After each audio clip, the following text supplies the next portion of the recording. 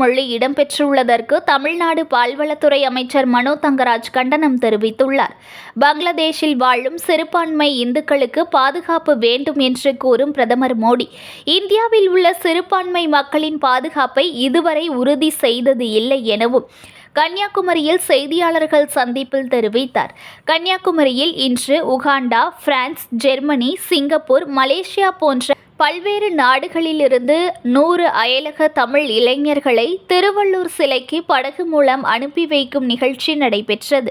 இதில் தமிழ்நாடு பால்வளத்துறை அமைச்சர் மனோ தங்கராஜ், மாவட்ட ஆட்சித்தலைவர் அழகு மீனா, நாகர்கோவில் மாநகராட்சி மேயர் மகேஷ், கன்னியாகுமரி பேரூராட்சி தலைவர் குமரி ஸ்டீபன், கன்னியாகுமரி மாவட்ட இந்து சமய அறநிலையத்துறை தலைவர் பிரபா ராமகிருஷ்ணன் உள்ளிட்ட பலர் கலந்து கொண்டனர். பின்னர் செய்தியாளர்களை சந்தித்த அமைச்சர் மனோ தங்கராஜ், பல மாநிலங்களின் தாய்மொழியை நசுக்கும் வேலையை மத்திய அரசு செய்து வருகிறது. ஹிந்தி திணிப்பு, சமஸ்கிருத திணிப்பை மத்திய அரசு செய்வது மிகவும் கண்டனத்திற்குரியது. திருச்சி விமான நிலையத்தில் புதிய கட்டிட கல்வெட்டில் சமஸ்கிருத மொழி இடம்பெற்றுள்ளதற்கு கண்டனம் தெரிவித்தார். மொழி திணிப்பு, மத திணிப்பு, கலாச்சார திணிப்பு போன்ற வேலைகளை செய்த காரணத்தால் தான் தேர்தலில் அவர்களுக்கு தகுந்த பாடம் கிடைத்தது. தமிழக மீனவர்கள் இலங்கையில் சிறைப்பிடிப்பு விவகாரத்தில் தங்கள் பொறுப்பை தட்டி கழிப்பதே மத்திய பாஜக அரசின் வேலையாக உள்ளது. பங்களாதேஷில் வாழும் சிறுபான்மை இந்துக்களுக்கு பாதுகாப்பு வேண்டும் என்று கூறும் பிரதமர் மோடி, இந்தியாவில் உள்ள சிறுபான்மை மக்களின் பாதுகாப்பை உறுதி செய்தது இல்லை. ஒலிம்பிக் வீராங்கனை தகுதி நீக்க விவகாரத்தில் சமூக வலைதளங்களில் மக்கள் கழுவி ஊற்றுகிறார்கள். 132 வீரர்களுக்கு 140 அரசு அதிகாரிகளை அனுப்பி வைத்தனர். அவர்கள் என்ன செய்தார்கள் எனவும் கேள்வி எழுப்பினார். பாஜக தலைவர் அண்ணாமலை, பங்களாதேஷ் விவகாரத்தை எரியும் தீயில் பிடுங்கியது மிச்சம் என்பது போல் கதை கூறுகிறார். அவர்கள் நெருக்கடியில் இருக்கும்போது அந்த நாட்டின் அமைதி பற்றி தான் பேச வேண்டும். இதுபோன்ற குறுக்குவழி சித்தாந்தங்களை பேசக்கூடாது என்றும் தொழில்துறையில் தமிழ்நாடு சிறந்து விளங்குகிறது எனவும் கூறினார். உலகத் தமிழர்களை இணைக்கின்ற, தமிழ் மொழியை உலகெங்கும் எடுத்து செல்லுகின்ற பல்வேறு பணிகளை மிகச்சிறப்பாக நடத்தி கொண்டிருக்கின்றார்கள். அதில் ஒரு அற்புதமான திட்டம்தான் இந்த வேர்களை தேடி என்கின்ற நிகழ்வு.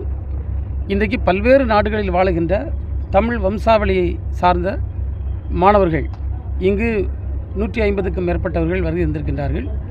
அவர்கள் கன்னியாகுமரியில் தங்கியிருந்து இந்த பகுதியில் இருக்கக்கூடிய சுற்றுலாத்தலங்களை, கோயில்கள், புராதன கட்டிடங்கள், இன்னும் பல்வேறு இடங்களை அவர்கள் பார்வையிட்டு மக்களோடு கலந்துரையாடி அவர்கள் தமிழ்நாட்டுடைய கலாச்சாரம், பண்பாடு, நாகரிகம் போன்றவை எப்படி பேணி காக்கப்படுகிறது என்பதை பற்றி தெரிந்து கொள்வதற்கான ஒரு அற்புதமான நிகழ்ச்சி இந்த நிகழ்ச்சி. இதை தொடங்கி வைப்பதில் நான் மட்டற்ற மகிழ்ச்சி அடைகின்றேன். வெளிநாடுகளிலிருந்து வந்திருக்கக்கூடிய நம்முடைய தமிழ் வம்சாவளியை சார்ந்த மாணவர்கள் நம்முடைய மாண்புமிகு முதல்வர்களுக்கு அவருடைய சார்பில் நன்றி தெரிவிக்கவும் கூறியிருக்கின்றார்கள். நாங்களும் சேர்த்து எங்கள் நன்றியை நாங்கள் தெரிவித்துக் கொள்கிறோம். நீங்கள் ஒன்றிய பாஜக அரசு பொறுப்பேற்ற காலம் தொட்டு இன்று வரை அவர்கள் தங்கள் பொறுப்பை தட்டி கழிப்பதை தான் நாம் பார்த்து கொண்டிருக்கின்றோம். இந்த இலங்கை தமிழர் விஷயத்தில் முழுமையான ஒரு தட்டி கழிப்பை தான் இன்றைக்கு ஒன்றிய பாஜக அரசு செய்து வருகிறது. காரணம், ஒரு தேசத்தினுடைய குடிமக்களுடைய பாதுகாப்பை உறுதி செய்ய வேண்டிய கடமை ஒன்றிய அரசுக்கு இருக்கிறது. அதை இந்த அரசு செய்கிறதா என்று சொன்னால் இல்லை என்பதை இது எடுத்துக்காட்டுகிறது. இன்றைக்கு கூட காலையில் பத்திரிகை செய்திகளில் பார்த்தோம், பங்களாதேஷில் இருக்கக்கூடிய சிறுபான்மை மக்களுக்கு பாதுகாப்பு அளிக்க வேண்டும் என்று நம்முடைய பிரதமர் பேசுகிறார். ஆனால் இந்திய துணைக்கண்டத்தில் வாழுகின்ற சிறுபான்மை மக்களுக்கோ அல்லது இந்தியாவிலிருந்து வெளியிடங்களுக்கு செல்லுகின்றவர்களுக்கோ அல்லது இதுபோன்ற மீனவர்களுடைய பாதுகாப்பையோ அவர் எந்த காலத்திலும் உறுதி செய்ததில்லை என்பதை நான் இதில் சுட்டிக்காட்ட கடமைப்பட்டிருக்கின்றேன். News1 தமிழை லைக் பண்ணுங்க, கமெண்ட் பண்ணுங்க, ஷேர் பண்ணுங்க, மறக்காம சப்ஸ்கிரைப் பண்ணுங்க.